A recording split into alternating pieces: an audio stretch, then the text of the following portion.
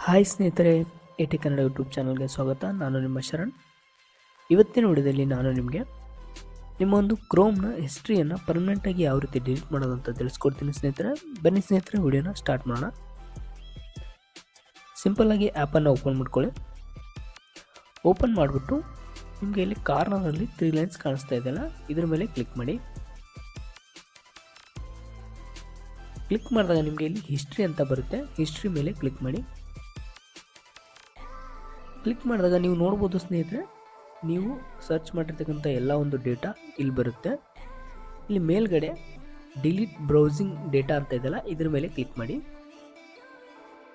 ಇಲ್ಲಿ ನಿಮಗೆ ಕೆಳಗಡೆ ಇಲ್ಲಿ ಆಪ್ಷನ್ ಇದೆ ಸ್ನೇಹಿತರೆ, ನೀವು ಯಾವ ಒಂದು ಡೇಟಾವನ್ನು ಡಿಲೀಟ್ ಮಾಡಬೇಕು ಅಂತ.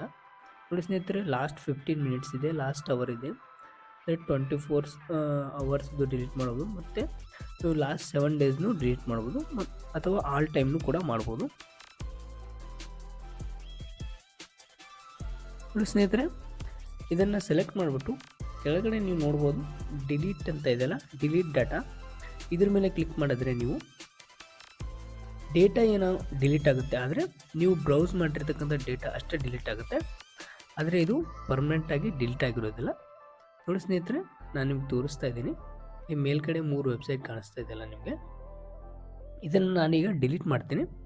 ಮತ್ತು ಅದು ಇನ್ನೂ ನಿಮ್ಮ ಒಂದು ಜಿಮೇಲ್ ID ಯಾವ ರೀತಿ ಸೇವ್ ಇರುತ್ತೆ ಅಂತ ತೋರಿಸ್ತೀನಿ. ನೋಡಿ, ನಾನು ಲಾಸ್ಟ್ ಅವರ್ ಕೊಟ್ಬಿಟ್ಟು ಡಿಲೀಟ್ ಕೊಡ್ತಾ ಇದ್ದೀನಿ.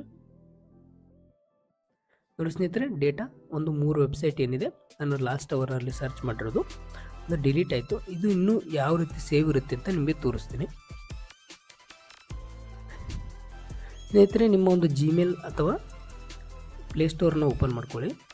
ಓಪನ್ ಮಾಡಿಬಿಟ್ಟು ನಿಮಗೆ ಇಲ್ಲಿ ಕಾರ್ನರ್ನಲ್ಲಿ ನಿಮ್ಮ ಒಂದು ಅಕೌಂಟ್ ಕಾಣಿಸುತ್ತೆ, ಅದ್ರ ಮೇಲೆ ಕ್ಲಿಕ್ ಮಾಡ್ಕೊಳ್ಳಿ. ಕ್ಲಿಕ್ ಮಾಡಿದಾಗ ನಿಮಗೆ ಇಲ್ಲಿ ಮ್ಯಾನೇಜ್ ಯುವರ್ ಗೂಗಲ್ ಅಕೌಂಟ್ ಅಂತ ಇರುತ್ತೆ, ಇದ್ರ ಮೇಲೆ ಕ್ಲಿಕ್ ಮಾಡ್ಕೊಳ್ಳಿ.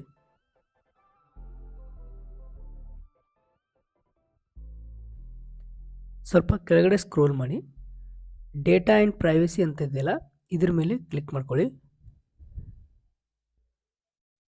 ಕ್ಲಿಕ್ ಮಾಡಿಕೊಂಡು ನೋಡಿ ಸ್ನೇಹಿತರೆ, ನೀವಿಲ್ಲಿ ವೆಬ್ ಆ್ಯಂಡ್ ಆ್ಯಪ್ ಆ್ಯಕ್ಟಿವಿಟಿ ಅಂತ ಇದೆಯಲ್ಲ, ಇದ್ರ ಮೇಲೆ ಕ್ಲಿಕ್ ಮಾಡ್ಕೊಳ್ಳಿ.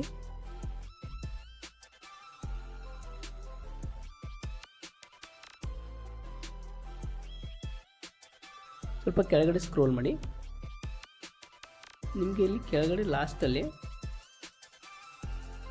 Manage all web and app activity ಅಂತ ಇದೆಯಲ್ಲ, ಇದ್ರ ಮೇಲೆ ಕ್ಲಿಕ್ ಮಾಡಿ. ನೋಡಿ ಸ್ನೇಹಿತರೆ, ನೀವಿಲ್ಲಿ ನೋಡ್ಬೋದು ನಾನು ಅಲ್ಲಿ ಯಾವ್ಯಾವುದನ್ನು ಸರ್ಚ್ ಮಾಡಿದ್ನೋ ಅದು ಇಲ್ಲಿ ನೀವು ನೋಡ್ಬೋದು ಸ್ನೇಹಿತರೆ. ಅಂದರೆ ಅದು ಬರೀ ಬ್ರೌಸಿಂಗ್ ಡೇಟಾ ಅಷ್ಟೇ ಡಿಲೀಟ್ ಆಗುತ್ತೆ, ನಿಮ್ಮ ಒಂದು ಪರ್ಮನೆಂಟಾಗಿ ಡಿಲೀಟ್ ಆಗೋಲ್ಲ. ಅದು ನಿಮ್ಮ ಒಂದು ಅಕೌಂಟ್ನಲ್ಲಿ ಸೇವ್ ಇರುತ್ತೆ. ಇದನ್ನು ಪರ್ಮನೆಂಟಾಗಿ ಡಿಲೀಟ್ ಮಾಡಬೇಕಾಗಿದ್ರೆ ಇಲ್ಲಿ ಡಿಲೀಟ್ ಅಂತ ಕಾಣಿಸ್ತಿದೆಯಲ್ಲ, ಇದ್ರ ಮೇಲೆ ಕ್ಲಿಕ್ ಮಾಡಿ. ಡಿಲೀಟ್ ಮಾಡಿಬಿಟ್ಟು ನೀವು ಇಲ್ಲಿ ಸೆಲೆಕ್ಟ್ ಮಾಡ್ಬೋದು ಸ್ನೇಹಿತರೆ, ಲಾಸ್ಟ್ ಅವರು, ಲಾಸ್ಟ್ ಡೇ, ಅಥವಾ ನೀವು ಕಸ್ಟಮೈಸ್ ಅಂದರೆ ಡೇಟ್ ಕೂಡ ಸೆಟ್ ಮಾಡ್ಬೋದು, ಈ ಡೇಟಿಂದ ಈ ಡೇಟ್ವರೆಗೆ ಅಂತ ಸೆಟ್ ಮಾಡಿಬಿಟ್ಟು. ನೋಡಿ ಸ್ನೇಹಿತರೆ, ನಾನು ಲಾಸ್ಟ್ ಅವರ್ ಅಂತ ತೊಗೊಳ್ತಾ ಇದ್ದೀನಿ. ನೋಡಿ ಸ್ನೇಹಿತರೆ, ಕೆಳಗಡೆ ನೋಡ್ಬೋದು ಡಿಲೀಟಿಂಗ್ ನೋ ಅಂತ ನೋಡಿ. ನೋಡಿ ಸ್ನೇಹಿತರೆ, ಎಲ್ಲ ಒಂದು ನನ್ನ ಕ್ರೋಮ್ನ ಹಿಸ್ಟ್ರಿ ಡಿಲೀಟ್ ಆಯಿತು. ಅಂದರೆ ನಾನು ಏನೇನು ಸರ್ಚ್ ಮಾಡಿದ್ನೋ ಅದರಲ್ಲಿ ಅದು ಎಲ್ಲ ಡಿಲೀಟ್ ಆಯಿತು. ಯೂಟ್ಯೂಬ್ ಮಾತ್ರ ಇದೆ.